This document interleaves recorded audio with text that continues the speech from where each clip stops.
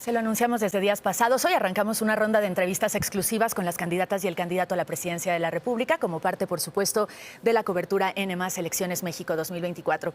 Empezamos esta mañana y le agradecemos muchísimo su presencia aquí con la candidata de la coalición Sigamos Haciendo Historia, Claudia Sheinbaum, en este lunes en el que seguramente está un poquito desvelada y cansada. Bienvenida, gracias por estar aquí. No, estoy muy bien, muchas gracias. Buenos días. Buenos días. Buenos días, candidata. Pues ¿para qué le damos más vueltas? ¿Qué le pareció? ¿Cuáles son sus primeras reacciones a este segundo debate? Bien, me siento satisfecha, contenta por cómo presentamos las propuestas.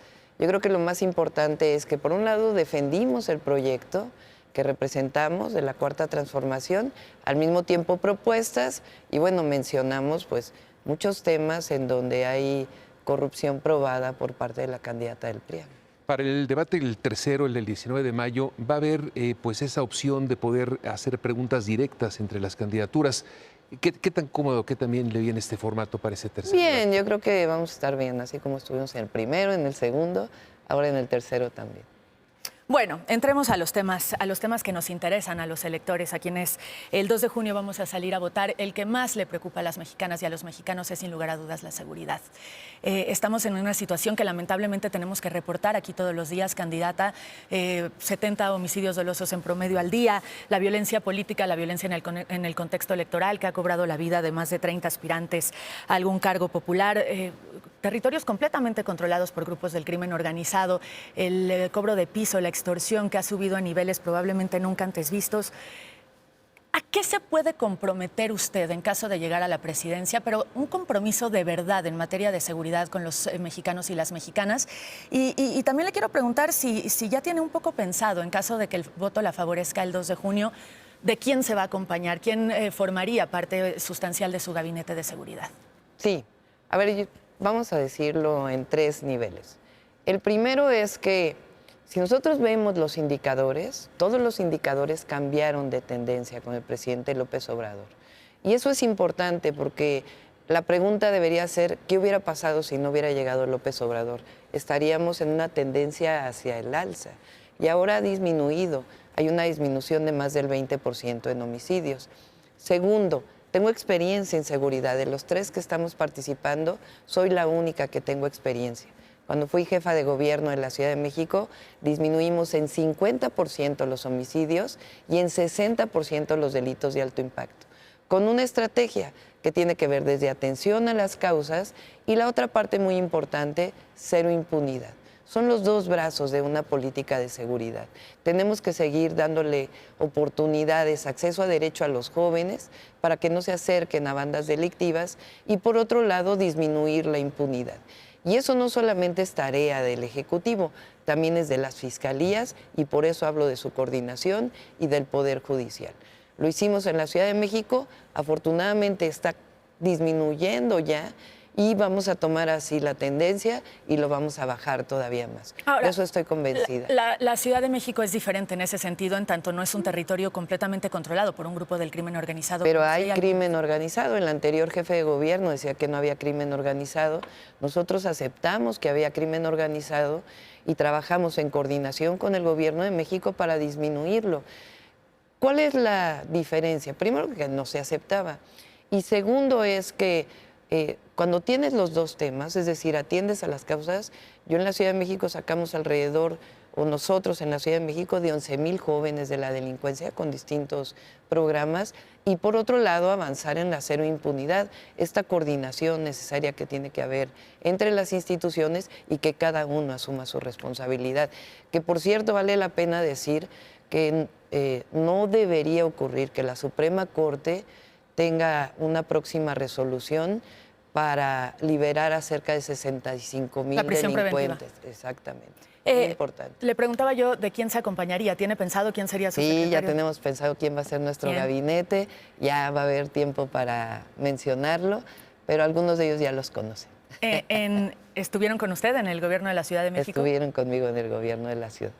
En temas que también están relacionados estrechamente con la inseguridad, candidata, la violencia de género. Naturalmente, al usted ser mujer, hay muchísima expectativa en este sentido. ¿A qué se comprometería con las mujeres? ¿A qué se comprometería con las niñas, con las chavas? Que hoy día, a pesar de las cifras y de lo que nos digan, pues muchas veces tenemos miedo de salir de la casa y no volver. Sí, Regreso a lo que hice en la Ciudad de México. En 2019 decreté la alerta por violencia contra las mujeres e hicimos una política de varias acciones que nos permitió disminuir en 30% y sobre todo decirle a las mujeres que no están solas.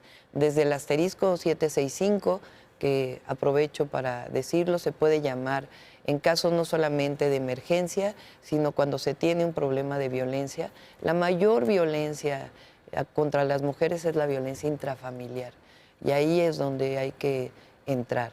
Y por eso las distintas acciones que desarrollamos, de nuevo, toda la prevención que tiene que haber, que las mujeres sepan y los hombres que son violentadores también tengan una visión distinta, y por otro lado, y también por ejemplo, la ley que hice del agresor sale de casa en la Ciudad de México. Normalmente decimos una mujer que vive violencia en el hogar, ¿a dónde hay que llevarla? A un refugio con sus hijos. Que se vaya ella de la casa. Sí, y lo que hicimos en la Ciudad de México es decir, no, el agresor tiene que salir de casa porque finalmente es un delincuente. Quien se queda en la casa con los hijos son las mujeres. Sí, candidata, déjeme hacerle algunas preguntas en el terreno económico y permítame empezar por Pemex. Pemex Sí. y su situación financiera, su situación fiscal, ha dejado de pagar participaciones. Hay enormes transferencias de recursos públicos para poder apoyar sus finanzas. No se han podido cumplir las metas de producción petrolera. Ha decidido dejar de exportar una buena parte del crudo hacia el exterior para el mercado interno. ¿Cómo poder hacer un eficiente rescate de las finanzas de Petróleos Mexicanos sin comprometer las finanzas públicas con la calificación crediticia y todo lo que implica para el país? A ver, lo primero, desde Calderón hasta Peña Nieto, a Pemex lo endeudaron al doble. Es decir, ya se recibió un Pemex endeudado. Y del gobierno del presidente López Obrador ha disminuido la deuda en cerca del 20%. No es cierto que no haya participaciones por parte de Pemex al gobierno, sí las hay. Lo que pasa es que ahora también se ha asumido una corresponsabilidad.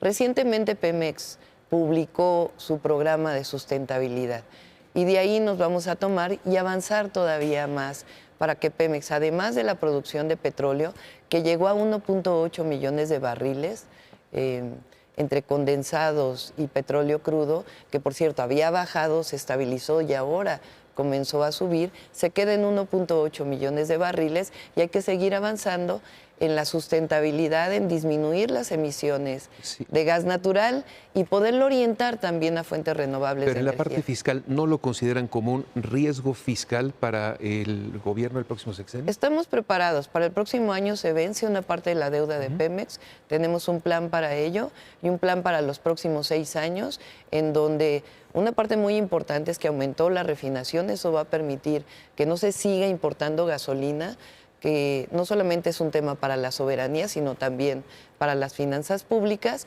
y permitir que Pemex entre también en un proceso de cogeneración, por ejemplo, y de otras áreas importantes de la economía. México tiene una gran posibilidad de la que hemos estado hablando en estos últimos tiempos, que es el nearshoring. Además de estos polos de desarrollo, los inversionistas requieren seguridad, requieren infraestructura y requieren energía para poderse establecer aquí. Y de paso el gobierno de Estados Unidos quiere que no se abra la puerta para el comercio desleal subsidiado de China. ¿Cuál podría ser la oferta para que realmente en estos terrenos México pueda aprovechar a cabalidad este fenómeno de la relocalización? Sí, tenemos una estrategia nacional de relocalización. No es una idea solamente mía, sino parte de los diálogos por la transformación que coordina el doctor Juan Ramón de la Fuente, en donde incluso han participado diversos empresarios. Actualmente estamos hablando de 12 polos de bienestar vinculados al tren interoceánico, que es fundamental el tren interoceánico para poder utilizar la relocalización, porque significa el paso de mercancía del Pacífico al Golfo, los 12 polos de bienestar, pero también significa el desarrollo nacional del sureste para permitir exportar mercancía hacia el este de los Estados Unidos, que actualmente no se hace. Seguridad, energía. Además, estamos hablando de 10 polos de bienestar adicionales. Energía, en términos de energía eléctrica, estamos hablando de 54% producida por el Estado mexicano, por Comisión Federal de Electricidad, y 46% de producción privada. Para la producción privada, reglas claras, y el 54% tenemos claro que tenemos que crecer alrededor de 11,000 megawatts adicionales, mucho de ellos de fuentes renovables de energía. Se puede hacer, se está haciendo. Nos va a tocar inaugurar 9,000 megawatts, principalmente de ciclo combinado, y una buena parte también de líneas de transmisión que las vamos a desarrollar. Tenemos el proyecto, las obras de infraestructura, por supuesto partimos de una base muy importante de desarrollo de infraestructura que se ha hecho con el gobierno del presidente López Obrador, y además lo que tenemos principalmente pues es el tratado comercial con Estados Unidos. Salud, candidata. Si bien es cierto que los recursos en este sexenio han aumentado en materia de salud, según el Coneval, la población que no tiene acceso a la salud, los millones de recetas que no se han abastecido, el desabasto lo hemos visto prácticamente los últimos años como noticia principal todos los días. ¿Qué le promete a la gente? ¿Qué va a hacer para restablecer un sistema que pareciera que está un poco roto en materia de salud? Sí, a ver, vamos a poner en contexto. Primero vivimos 2 años de pandemia. Ya venía el sistema de salud en una condición pues, de deterioro tremendo. En el primer debate mostré una gráfica de cómo ya la población reconoce al IMSS Bienestar mejor que lo que se reconocía el Seguro Popular. Son 3 sistemas de salud pública y ahí hay que reforzarlo. El IMSS, el ISSSTE y el nuevo sistema que es el IMSS Bienestar para todos aquellos que no tienen seguridad social. Vamos a partir de ahí a desarrollarlo, a fortalecerlo, a incorporar una parte de la tecnología. Ya existe la megafarmacia, ahora lo importante es la distribución de los medicamentos. ¿Será a través de la megafarmacia que se distribuyan los medicamentos? Pues es importante porque tiene que ver con el almacenamiento de los medicamentos y a partir de ahí una distribución logística a todos los lugares del país. Y hemos propuesto 2 cosas adicionales. Uno que tiene que ver con laboratorios de toma de muestra adicionales a lo que se va a dejar, y por otro lado farmacias del bienestar, que nos van a permitir distribuir de todavía mejor manera los medicamentos. O sea, va a llegar el punto en el que todos los mexicanos tengan los medicamentos que necesitan, que sus hijos necesitan, que sus padres necesitan. Así es. ¿Cuál es la tarea? Reforzar el sistema de seguridad y de salud pública. Bueno, usted va a ser o podría ser la primera mujer presidenta de este país. Vaya frase. ¿Qué implica para usted la posibilidad de serlo, la primera mujer presidenta? Pues ser la primera mujer presidenta es un símbolo en México. Es un símbolo porque durante años se habló del México machista. Que llegue una mujer presidenta quiere decir que estamos dejando el machismo atrás. Segundo, vamos a gobernar evidentemente con ojos de mujer. Eso quiere decir que hay una visión de protección, pero además una visión hacia las mujeres. Pero tiene un apellido mujer, es mujer transformadora, porque no se trata de regresar al modelo del pasado, como lo presenté ayer en el debate. El neoliberalismo fracasó. Estamos con la 4ª transformación y es tan noble la transformación que ha permitido que hoy las mujeres estemos en puestos de elección y en puestos de dirección pública que antes no habíamos estado. Candidata, en caso de ganar la presidencia, ¿cómo le gustaría que fuera su relación con el que en ese momento ya será el expresidente Andrés Manuel López Obrador? ¿Usted le aceptaría un consejo? ¿Le pediría un consejo a quien hoy está por dejar la presidencia? Sí, a ver, primero para mí es un honor estar con Andrés Manuel López Obrador. Hemos sido parte de este movimiento de transformación de nuestro país. Él es un hombre muy respetuoso, porque hay esta idea de que él va a estar con el teléfono rojo dando instrucciones. Él ha dicho que se va a retirar de la política. Fíjense, cuando fui jefa de gobierno, nunca me llamó para darme una instrucción. Tan respetuoso que siempre reconoció el trabajo que hicimos. Por supuesto, hubo acuerdos como jefa de gobierno, como lo tienen todos los gobernadores. Somos parte del mismo proyecto, pero hacia adelante pues nos va a tocar este segundo piso de la transformación y me va a tocar ser presidenta de la República. Pero sí, de repente una llamadita para consultar algún tema en el que él ya tiene la experiencia de gobierno, o ese teléfono se queda colgado. Bueno, él ha hablado de que se va a retirar de la política y yo le creo, y además ha sido muy respetuoso, y siempre vamos a tener en cuenta lo que ha representado Andrés Manuel López Obrador en nuestro país. Para terminar, en caso de ganar el 2 de junio, candidata, ¿dónde va a vivir? ¿En Los Pinos? ¿En Todavía, Palacio no, Nacional? Los Pinos no, ese es un parque público, todavía estamos por definirlo. ¿Palacio pero Nacional o? Puede ser Palacio Nacional, vamos a ver, o a mí me encantaría seguir viviendo en mi departamento, entiendo, rentado, entiendo que tiene sus complicaciones de seguridad. Me Ya temo lo que no vamos le a van a mencionar. permitir vivir en su departamento, pero muchísimas gracias. Al Gracias por haber contrario, estado aquí gracias. en esta mañana de desvelo. Durmió poco, pero aquí está y se lo agradecemos mucho. Sí, con toda fuerza, estamos listos para el 2 de junio, Gracias. lista para el 2 de Se lo junio. agradecemos mucho, Muchas candidata. gracias.